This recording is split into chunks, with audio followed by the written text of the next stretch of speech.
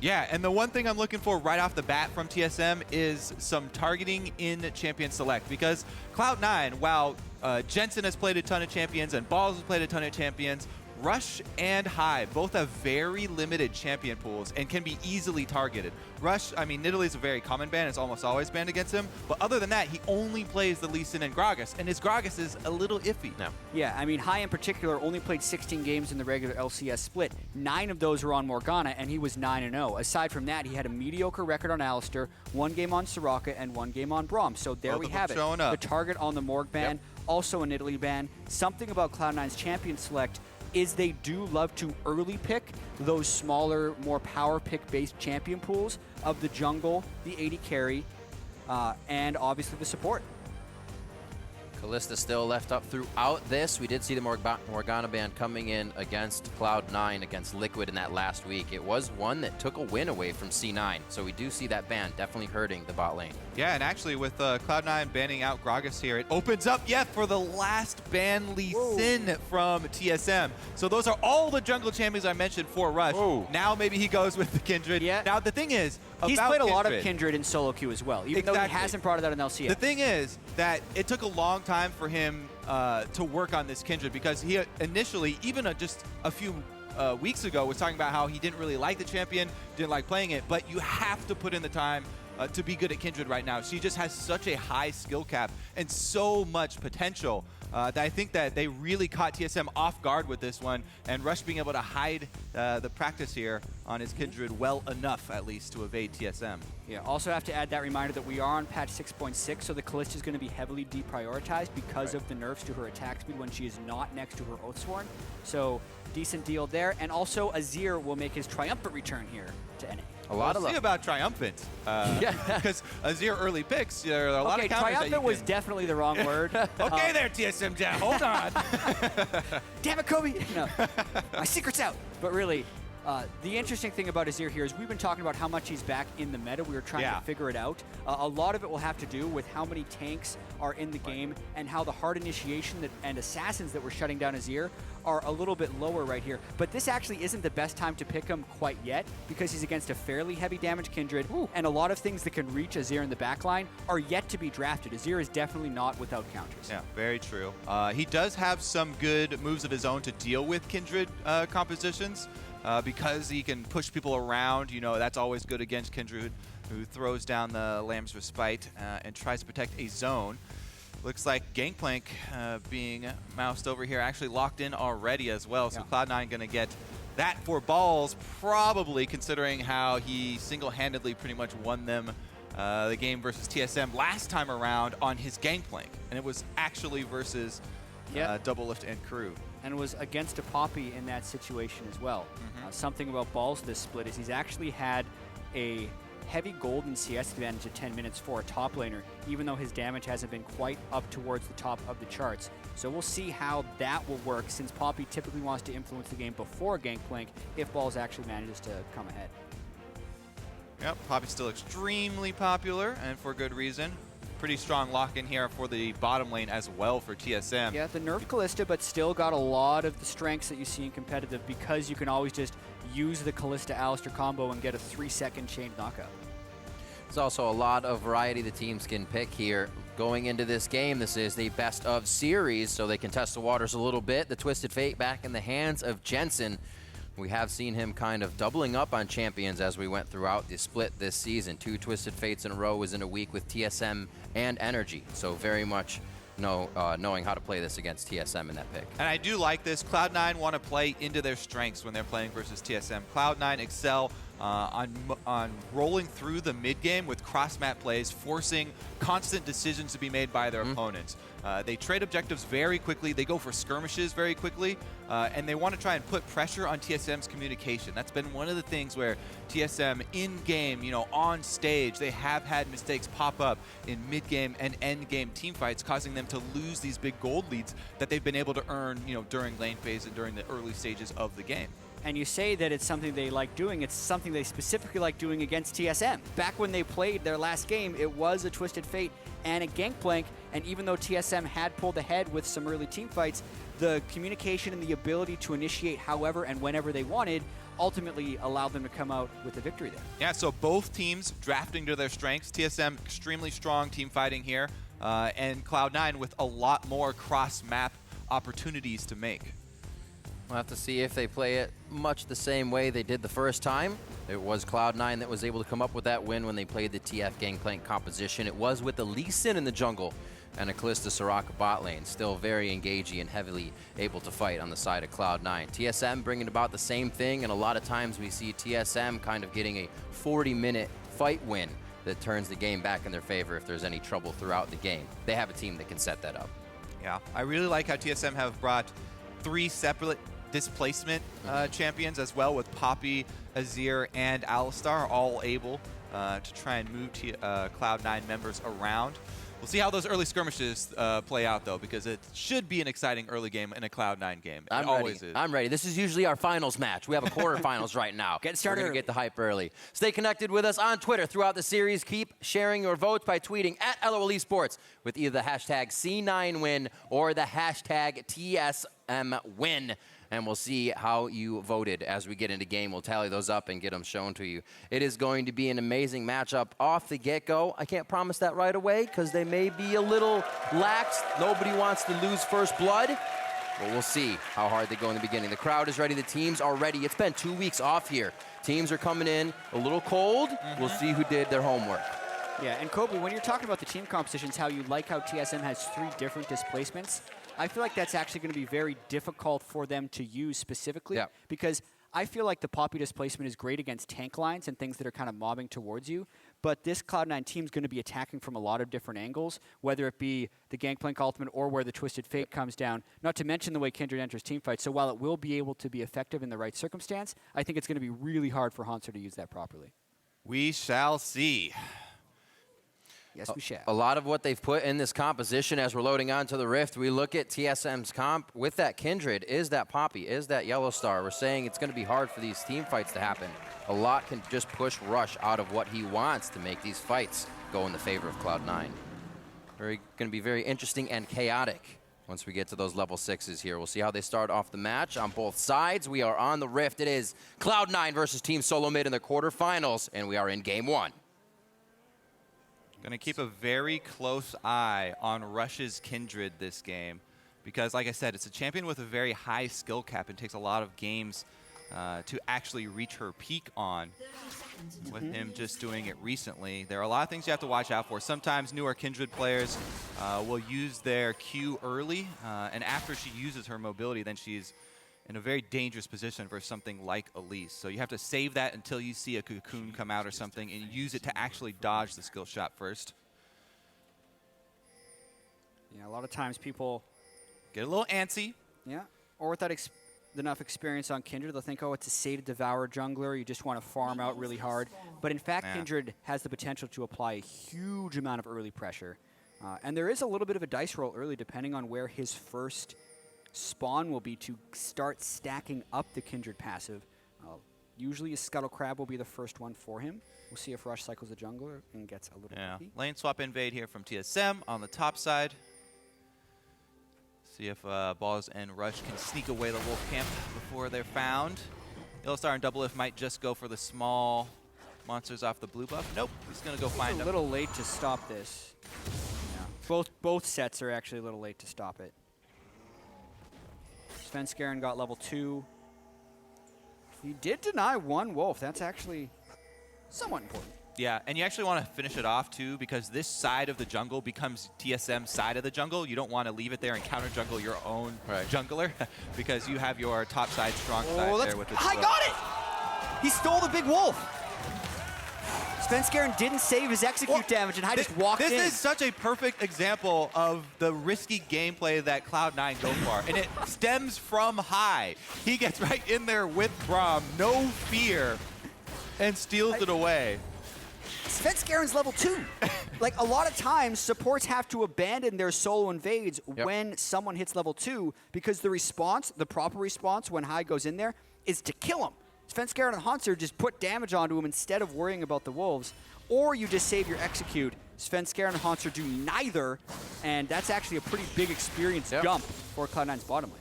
It's really all played out beforehand. High recognizes Elise, Poppy. Not too much danger there at a level 1 going in. He just stood there toe-to-toe with him and kept hitting the wolf. Knew what he could do. Gets himself out. And Cloud9 working on the bot lane here. We'll have the same in the top. Like we said, TSM's going to be on the top side of jungle, so now we see Rush getting into that bottom side of TSM's. So one small wolf stolen and one big wolf stolen for each team. Almost a full camp between them. See who holds the advantage now. We're making a big deal out of it. Right. Because they're doing lane swapping, the experience will equalize a little bit. Yep. But I think what this will mean is that Rush will be a level ahead of Svenskeren in certain spikes of power during this game. Well, they're also doing a very standard lane swap. So both top laners getting that gold. Both top laners probably going to try and push before they recall, because the AD and supports have already swapped to the other side. Try and scavenge as much of those CS as possible. Svenskeren taking away that first mark spawn from Kindred, so Rush doesn't get the lucky spawn on their lane swap side.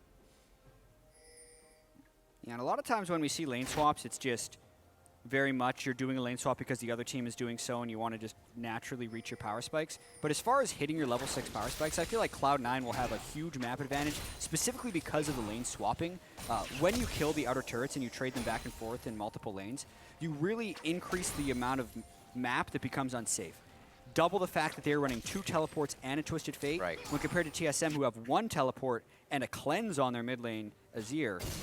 There will be a lot of playmaking opportunity for Cloud9 once level 6 is hit. Yeah, really going to have to keep track of the deep wards, because if you let one of those get through the deep lines, and the teleport turning the tides can change everything. Rush goes very aggressive here on Svenskeren.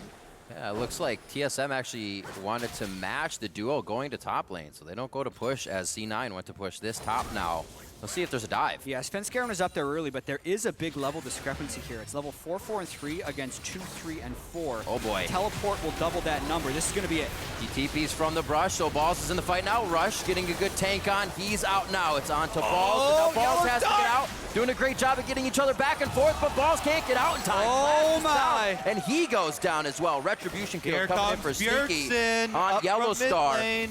That very touch and go. Terrible. Was not clean whatsoever. They utilized double teleport, and TSM sticks in lanes for the most part as Bjergsen roams up. The fact that they were able to trade a 1-for-1 in a 5v3 with double TPs expended makes that an atrocious trade for Cloud9. Again, the high-risk plays from Cloud9. They're willing to go for the early 5-man tower dive, expending both teleports. So many resources up top, and they mess up the play. Here come the double teleports. They don't necessarily have the damage yet. First off, you don't want Rush taking turret aggro at level 4 because he's one of their main damage dealers in an early dive like this. And then they also don't have a level 6 Gangplank or a level 6 Twisted Fate, so the time when they're going to actually pull off that global play would be around level 6. Maybe they wanted to preempt it before TSM would expect it, and then double it up when they hit level 6 again.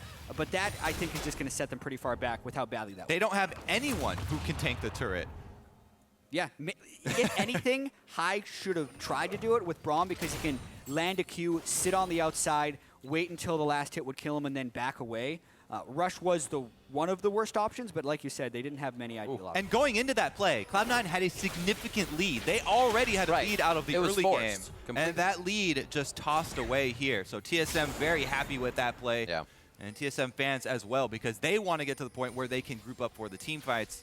And that definitely throws them back some momentum here. Rush going to make a move up top side, though. Well, Jensen is level 6. He's not quite in position to combo up with this. Funny thing is they didn't even burn double his flash during that dive. There is still that, although they did burn the exhaust and flash from YellowStar. That gank did nothing but clear ward for Rush. Cloud9 begins to back off. We see them trying to kind of activate 6 before they're 6, and that top lane gank didn't work out too well. Here to just pretty much repair things. Jensen with the Lucidity boots first. Keep himself porting around the map. Only a 200 gold lead right now for Cloud9 at this point. Bjergsen with that cleanse in mid lane, still waiting to see what the Azir in his hands can do. It's been a while since he's been able to play that one. And we were just talking about the break, so maybe that's what he was actually getting a lot of practice on. YellowStar is 4, but with that Kalista pickup of DoubleLift, and YellowStar being the one to kind of die all the time on the team, that's a lot of safety for him. Getting that Fate's Call could really be big for TSM if they want to pressure a little bit of advantage they may have now. Yeah, it's an interesting way of looking at it. YellowStar had the most deaths for all supports in the North American LCS, which was in stark contrast to last split with Fnatic, where he had 15 deaths across 18 games, which was by far the lowest of anyone in Europe. Having the Kalista ultimate as a get-out-of-jail-free card is incredibly crucial, especially against stuff like Twisted Fate and Gangplank, who are good at forcing plays off of the slightest misposition. Yeah, I like this play from TSM as well. You know, after Cloud9 make the looper up top, they're able to invade, grab that second blue spawn. Svenskeren actually going to be the one to take it away. Cloud9's definitely slowed down very far out there. Svenskeren doesn't want to waste some time though. Sharing is caring. TSM gets top side, Cloud9 gets bottom side. Still 1-1, as I was saying. C9 definitely slowing their roll after the top lane gank mishap. It's like Ball's just to farm up right now. They still have a lot of global map pressure that they can utilize within this Cannon Barrage ultimate. And Jensen making some plays with that Twisted Fate gate. Yeah, I mean, the gold numbers are going to be a little bit deceiving in this game because Cloud9 have both Twisted Fate and Gangplank, so they have a lot of extra cash that's coming in. Not to mention, they also went Cull on Sneaky, whereas Kalista, with the attack speed build, didn't want to get Cull after the lane swap, and DoubleLift went straight for extra daggers rather than going with the Cull to stack up. So Cloud9 have a lot of gold from their champion kits as well as items that's going to show up on the scoreboard. Bonus gold. And the interesting thing about Twisted Fate and Gangplank, they get inflated gold totals, but I don't necessarily think that that means the gold lies to us. I feel like they scale well enough with golden items that while they do get more gold, it's still going to be a pretty good indicator of who is ahead in the game. Gangplank a lot of times has a struggle. It's struggling in the laning phase. But the thing is, it's kind of it's allocated in the champion's power overall for their kit. It is, and part of it is contributed by that gold. So that's kind of something that's guaranteed with the champion. And that big of a gold lead on something like a LeBlanc is a little bit more scary. Gold lead is going to be a little bit different. Right now, it looks like leads in each lane, 72-53 in favor of Ball. So doubling up there. Stand beside me going forward. It's actually going to be tapped onto DoubleLift first. Yeah, YellowStar level 5. There's that Fate's Call. Jensen behind the turret. High's going to take the tank. A lot of chaos in the back and forth here, but it looks like Hauntzer keeps the teleport coming in late. Them are disjointed here. Cloud9 grouped up. There it is. Can they follow up? This is YellowStar being 5. If DoubleLift goes down first, that means he's left out to dry, and that's going to be another follow-up kill for Cloud9. Map plays. Cloud9, again, even though they messed up the first dive, they go right back to the strengths of their composition. That's really good. They did not lose their heads after the first misplay, and they grouped up first since they both had the global teleports. They were grouped up as 5, and even though TSM tried to collapse to make use of their team comp, they're split off on 2 separate sides. Easy for Cloud9 to just charge through the turret and charge at TSM's weak side. It's all about forcing the decision, and everyone will say, why did Hauntzer complete this teleport? Because I'm sure that was the call. Look at where Elise and Azir are on the minimap. They were hoping to come up and force the collapse, but it was a disjointed play. Hauntzer was following the call. It just was never going to work because Cloud9 was more organized. They forced TSM into a decision. The decision for TSM could have been to back away, have all 5 people dive, and then push down mid lane, but it wasn't. And the fast play of Cloud9 reaps the rewards, and now they have a 3,000 gold lead before 12 minutes. So that's the exact strength of Cloud9 that highlighted early in the game. Let's see if TSM can make use of their strength that we highlighted. Rush actually gets caught out here. Svenskeren, that is a Kindred, though. He's going to do what he can. Gets Poppy knocked all the way back towards the red camp.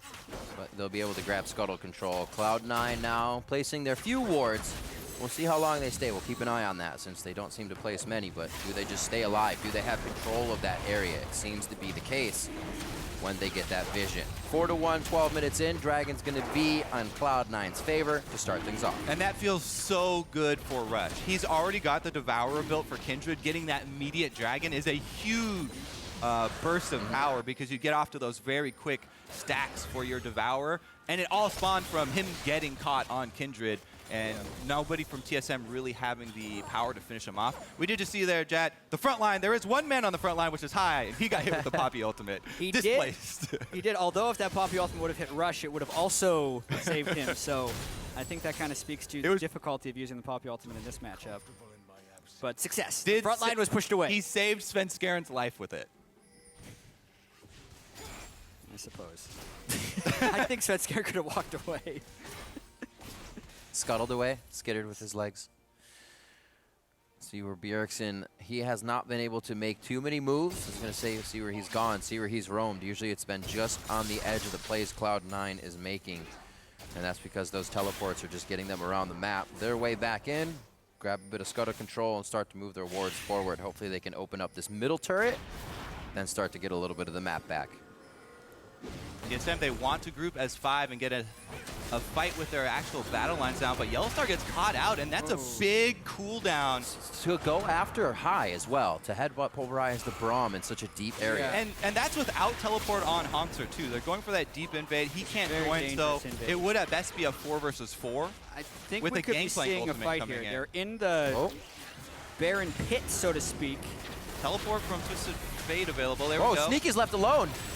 But then they actually go back because Jensen's on the other side. Jensen was really the help there to give Sneaky kind of a meat shield to get out of that one, and Cloud9 just absolutely turns TSM on their head after they try to go for Rift Herald and being spotted. The Twisted Fate and the Gangplank, as well as the coordination of Cloud9, is just adding on top of itself, and TSM is looking like they don't have an answer here. First, YellowStar goes in for a deep ward when they don't have the teleport advantage. Then they go for Rift Herald without it as well. Oof. Now Rush is just going to bully Bjergsen, knowing there's no possible response, and get them the space needed to I love that move as well. As soon as you go for the aggressive play on someone, mark them with the passive on Kindred. So he backs up immediately, like, oh my god, Rush is coming for my head. See this play once again. They leave Svenskeren saying, we'll get out. Svenskeren, you can get out, right? No, you cannot. Right, and YellowStar goes in, uses both of his defensive cooldowns as Twisted Fate comes in behind him. So really DoubleLift needs YellowStar to be saving some of his cooldowns, so when Twisted Fate comes in on top of him, he doesn't get instantly one-shot. Yeah, once again, it's the skirmish power of Cloud9, the big strength for this team, and they're getting another early gold lead. DoubleLift just keeps getting 100%ed. As Cloud9 continue to collapse on them. Yep. No Kalista ultimate there to try and pull back YellowStar and get an extra knock up there for them. And so they really did pay for that early invade that YellowStar did in the life there. Yeah. Also, by the way, you saw the Rift Herald thing drop on the ground. Snuffed out.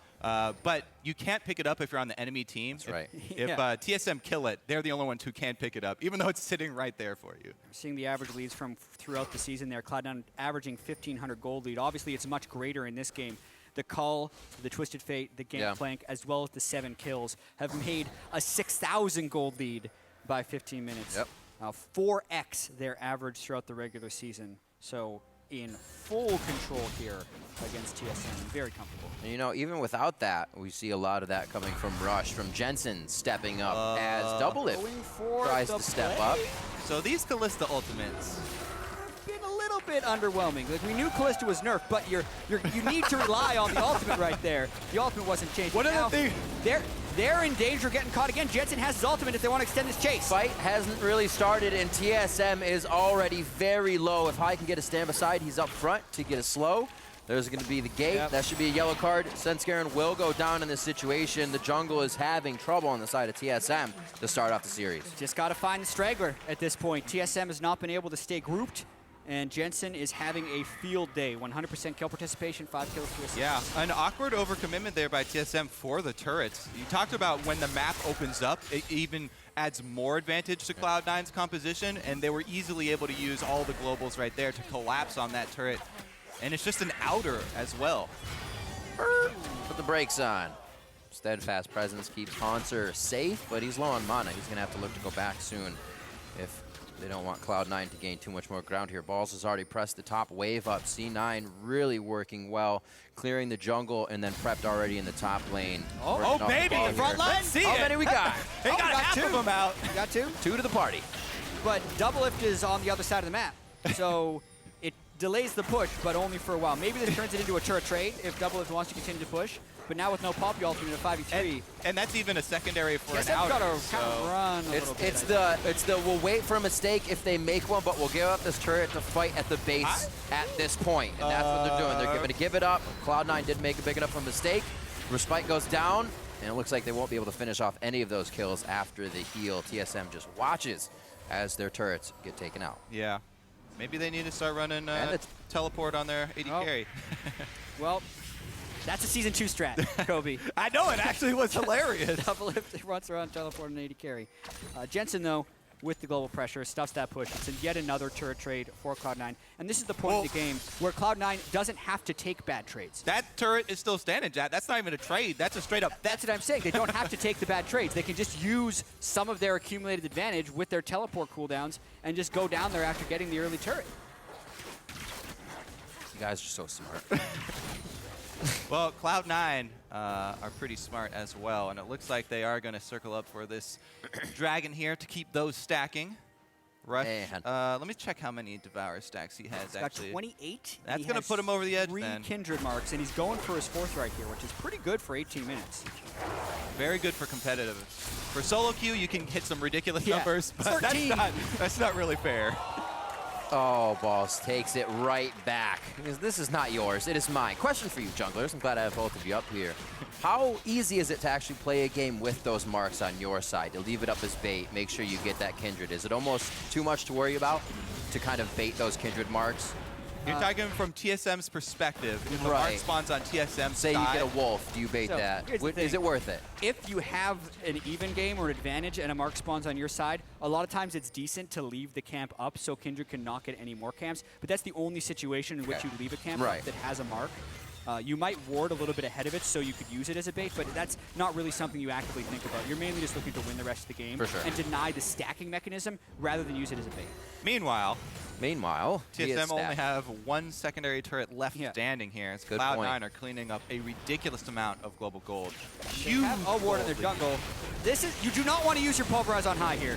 That's not the first time they've done it. They will take him down, but it was quite a bit to take the support out. Bjergsen trying to move forward with soldiers, but not with bodies. Looks like TSM's going to stay the guard. Well, you don't want to do that. I mean, Cloud9 don't really want to take team fights, and that was a 5-on-5 there. They do make the smart choice, though, and just sacrifice High's life. Like, you know what? We'll sacrifice that Braum. That's fine. We'll keep Balls pressing top. We'll hold on to his teleport, and we'll just take the dragon instead. So High moves up. He's the sacrifice.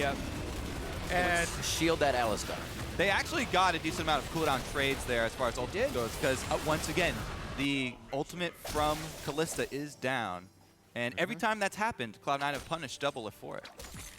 When I saw the Alistar go as a pulverize on the tank and the Gangplank ultimate go down, like I thought Cloud9 was turning a fight. And I was waiting for the Twisted Fate to come to the very well backside. could make the call since they have so much gold to fight with. You know, you can fight 5-on-5s into a stronger team fighting composition if you have 8,000 extra gold to work with and items. You know, they can make the call to go for that teleport. But well, they got just around that, plus extra gold in their pocket. Getting the kill. Not bad, because they weren't going to be able to contest the dragon anyway. So that was a successful pulverized by YellowStar, for sure. This guy on your screen right here, 107 to 72, power farming along with 6 assists. Rush has just been through every lane this game, helping everybody get better. And as he said, coming into this split, you know, I kind of wanted to do my own thing. I'd take my own direction. And he learned to take direction and calls this season. It's been working great for Cloud9. So is his kill. Yeah, I mean, no outer turret, no war control. It's the same story. There's not much Hauntzer's going to be able to do there, but there's also not many other places he could have been on the map to get farmed. The other thing about Cloud9 that we should highlight is how well they finish games off. In the North American LCS, a lot of teams have difficulty ending games when they get early gold leads. But Cloud9, they play so well into this cross-map style, and they've been able to finish those games off after accruing these huge early gold leads. They can continue to pressure both top and bottom at the same time. They can even start setting up the pink wards and vision control of Baron area. Not too many, though. Not too many. Not too many. They don't place too many. Gotta keep There's one, though. Look at that. Gotta keep that Sneaky's ward got count one, down. the AD carry. I mean, a lot of those ward stats could simply just come down to there's no Sightstone on Rush, but there is a Sightstone on Svenskeren. Well, there also are the added factors of Cloud9 have early leads so often. They can defend the pink wards they have, but Balls gets caught out now. Here comes Rush. The cocoon. Orange, it's okay. Oh, of course you're going to try to 2v1. There's the cannon barrage coming in. And that's going to be the extended fight. Rush versus DoubleLift. He's forced to flash and heal out of this. Lamb's spike goes down. That's a double kill for Rush. That's what they wanted, this composition to get him out of the ult, but is it too little, too late? Bjergsen falls as well, and now YellowStar is going to be the next beef. He goes down, and that is almost the ace. Hauntzer's on the other side of the map trying to add pressure, but it's Baron for C9. That's definitely going to be Baron, and I am now confident saying I've been convinced of Rush's Kindred. Even though he had such a very strong early game start, you know, with the team playing really well, that right there was extreme confidence on Kindred, going very aggressive and earning that advantage for the team. Everybody collapsing as well. Balls turns around with the Gangplank ultimate to add that slow. And then Jensen comes in with Twisted Fate. Pretty much everybody here for Cloud9. Is this not the perfect fight that Cloud9 looks for? Stragglers and continue. It's a chaotic fight. TSM overextends with the gold disadvantage. Hauntzer is going to cancel the teleport because at this point they think the fight is lost. And I love the timing of Rush's ultimate right there, even though he got pushed out of it and eventually died. As soon as he saw trouble after flashing forward aggressively, you know, safety switch. He throws down with the ultimate right there, and the rest of TSM had no chance against the collapse of Cloud9. Those fights do not make it any easier on TSM side to want to take engages, to kind of want to make something happen. It really makes you sit back, wait for a mistake, and now it's really Cloud9's game to lose. Very much in the driver's seat here. Good dodge, though. 3 now onto Balls. Looks like this one may finalize him. Dodge 1. But Cloud9 is on the mid lane turret. But the thing is, it's a distraction. An overcommitment there from TSM. I mean, everybody goes down bottom for Balls, and obviously the inhibitor is left exposed. Let's see if they get it or if they run. They don't want to get caught in the base in a 5v4 situation. It could be high. Sacrificial lamb once again. Don't always get what you want. Ooh, sneaky with a very nice relentless pursuit to get himself into safety. And they're going to continue. Rush now going in. There's no turret. That's going to be a double kill for Sneaky. Looking for the triple kill coming in onto Hauntzer. He was in the other side of the map, and when he does come to the party, he's kicked right out. Cloud9 starting this series off on a very, very quick pace here. We expected high tempo from them, and it looks like TSM just cannot keep up. Yeah, their average game time in the regular season was 33 minutes and 18 seconds. This game's going to end much more quickly for them, and they are picking up right where they left off. Jatt, another said it victory over before. TSM. The Twisted Fate, the Gangplank composition, it was back in week 6 when they took out TSM with it. They're going to do it again, 18-5, 25 minutes in. Cloud9 takes game 1 of the series. Yeah, and if we hadn't been paying attention to the conversation amongst the teams, talking about how good TSM has been in scrims, that say this series was going to be pretty close, if we just looked at this game and the LCS 2 weeks ago, it's exactly what we would have expected. Cloud9 ended the split pretty well. Yeah. TSM ended it on a 3-game losing streak, losing 4 out of 5. And that's exactly how you think a team stumbling into the playoffs would perform against one of the playoff favorites. And now we have to look forward in this series. This is a best of 5, so there still is time for TSM. And historically, the team has had success in best of 5s and, you know, regrouping afterwards. And they do have a lot of veteran players on that team. But this team has been under so much pressure all season long to perform, to try and live up to the TSM standards. All that added pressure might make them collapse in a best-of-5 series, and we shall see here because they definitely need to regroup after that game. That was a very, very strong play from Cloud9, and TSM just have to kind of wipe that clean and go into game 2 as a fresh start. Exactly. It will be one thing to say that, oh, TSM responds really well to pressure, but as you've been saying, they've been under pressure and have not been responding to the pressure of losing throughout the season, whereas Cloud9, ever since High returned to the lineup, whether you say in the gauntlet or even after game 1 of the regular season, they just have that attitude and aura around them that even if they lose, it's not going to matter. So they're now even stronger favorites in the series after commanding game 1. It's going to be a great series with that game 1 under our belts. For a full breakdown of that Cloud9 win, let's